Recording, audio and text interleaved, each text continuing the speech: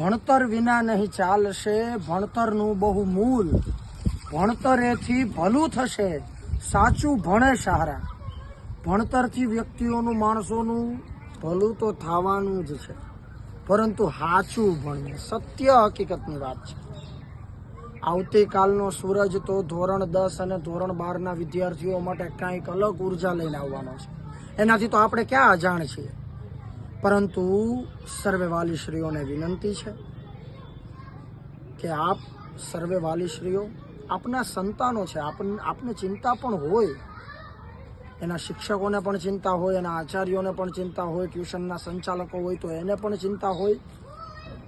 પરંતુ હું નમન પંડ્યા, ઓમ ક્લાસીસનો ધોરણ 10નો ભૂતપૂર્વ વિદ્યાર્થી, કનક સર, કે જેણે સમગ્ર શિહોર અને આજુબાજુના વિસ્તારના લોકોને શિક્ષણની સાચા અર્થમાં વ્યાખ્યા આપી, હું એના તરફથી એનો વિદ્યાર્થી બોલું છું. આપ સર્વે વાલીશ્રીઓ સાથે વાત કરું છું. કનક સરના એ મેસેજને આપના દિલ સુધી પહોંચાડું છું કે હું એ જ કનક સરનો વિદ્યાર્થી છું કે જેના વિદ્યાર્થીઓ આપના સંતાનો છે.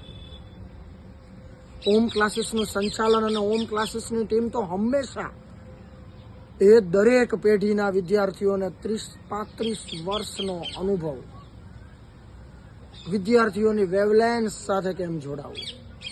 તો હું એ જ વિદ્યાર્થીઓ માટે, એક વિદ્યાર્થી બીજા વિદ્યાર્થીઓ માટે, તેના માતા પિતાને હું ખાલી એટલું જ કહું છું કે તમારો વિદ્યાર્થી, તમારો દીકરો, તમારી દીકરી એ કદાચ વિજ્ઞાનમાં નબળી હશે, ગણિતમાં નબળી હશે, ઇંગ્લિશમાં નબળી હશે, સામાજિક વિજ્ઞાનમાં નબળી હશે, એટલો બધો ભાર એના માથા ઉપર ન રાખતા જેના કારણે આપના સંતાનના માથા ઉપર કોઈ એવો બોજ આવી જાય ને એને દુખાવો વધી જાય.